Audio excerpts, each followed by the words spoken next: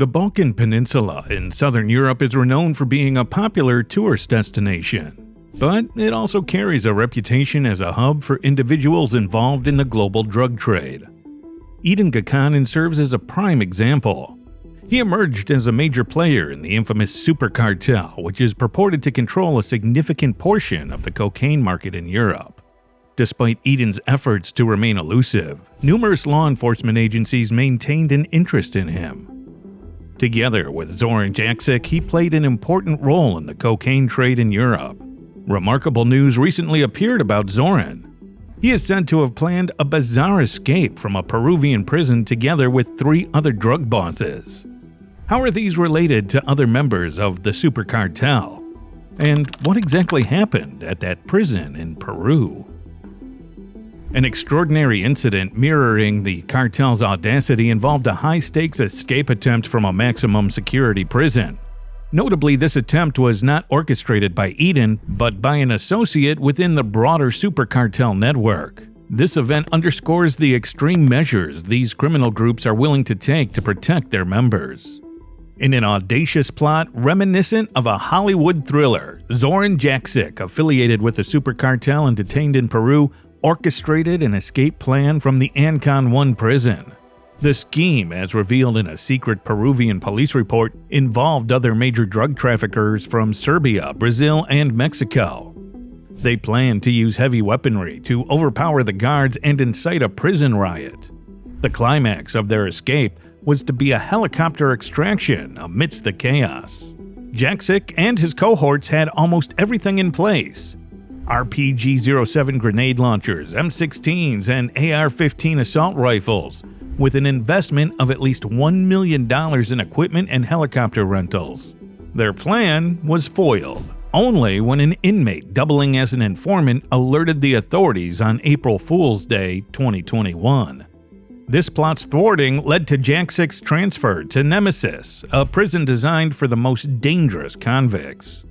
The Peruvian investigation into Jakšić's cocaine trade states that he mainly organized transports to Greece and Antwerp.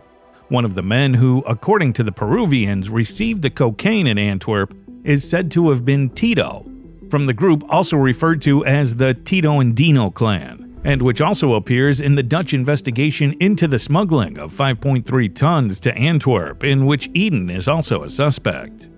Under Edin's leadership, the Tito Andino gang evolved into a multi-billion-dollar empire, encompassing family and friends from Sarajevo, as well as business partners in Bosnia and other Balkan countries. The strength of this network, comprised of family members, played a crucial role in keeping the cartel unified and preventing the internal conflicts that often plague such groups. Notably, the Tito Andino group has largely avoided public scrutiny, a strategic move possibly driven by Edin's awareness of the detrimental impact that feuds and internal disputes can have on a business.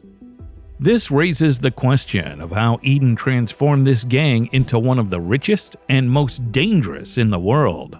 The rise of the Tito Andino cartel can be traced back to its connections with drug rings in South America, particularly in Peru. A Peruvian official indicated that the gang dominates the drug trade in the country, suggesting a near monopoly. Previously associated with the Andino gang led by Ecuadorian drug lord Pedro Bejarano, the Tito Andino cartel severed ties about 5 years ago. Edin deliberately avoided intermediaries, establishing direct deals with 4 Peruvian crime families specializing in cocaine production to secure direct access to their supplies. Edin also forged deals with major Colombian drug cartels, further solidifying his significance in the global drug trade. Additionally, the Tito Andino gang is part of the Super Cartel formed in 2017 with its headquarters in Dubai. This cartel gained notoriety when the DEA infiltrated Daniel Kinahan's wedding, capturing an image of the 4 leaders partying at the luxurious Burj Al Arab hotel. The Super Cartel consists of Edin, Daniel Kinahan, an Irish drug lord, Radouan Taghi, a Dutch drug lord from Morocco, and Rafael Imperiale, an Italian mob boss. Rather than competing for power in the criminal underground, these leaders collaborated, controlling a significant portion of the drug market in Europe. Each member contributed uniquely to the group's success, with Edin providing extensive South American connections and influence in the Peruvian drug trade. The U.S. Drug Enforcement Administration, or DEA, says Edin's gang is one of the 50 biggest drug trafficking groups in the world, and that they move thousands of kilograms of cocaine every year. When someone is on the DEA screen, their whole life is looked at, including their family and friends. That's how they found out that Edin's nephew, Mirza G, was a member of the Tito Andino clan. In 2018, Dutch police looked into the clan's financial operations after getting a tip from the DEA. Now, where the Tito Andino cartel's huge wealth came from has always been a secret, but police think money laundering is a factor. Mirza was suspected because he owned many businesses and buildings worth millions of dollars in Breda, Edin's hometown, and in other places, but he didn't have any clear legal income. He allegedly used a method of money laundering called layering, which involves getting loans to buy homes, paying them back, and then borrowing money again to buy more homes. This makes the money's trail hard to follow, and sometimes impossible to find.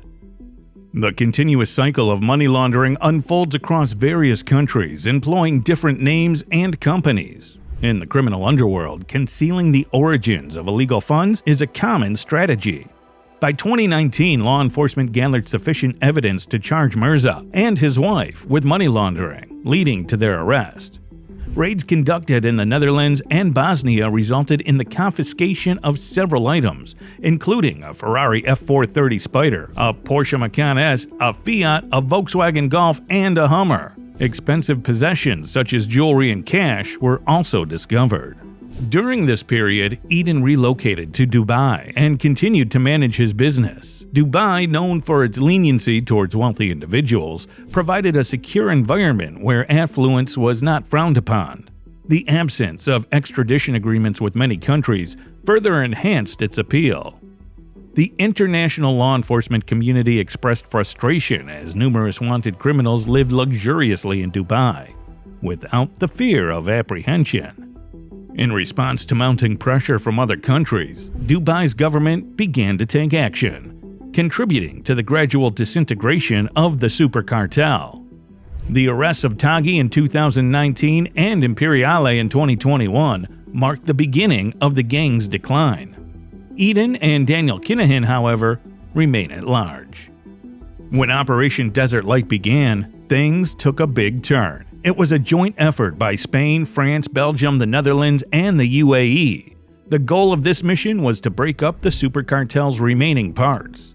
Between November 8th and November 19th in 2022, raids in the UAE and Europe were organized and arrested 49 people.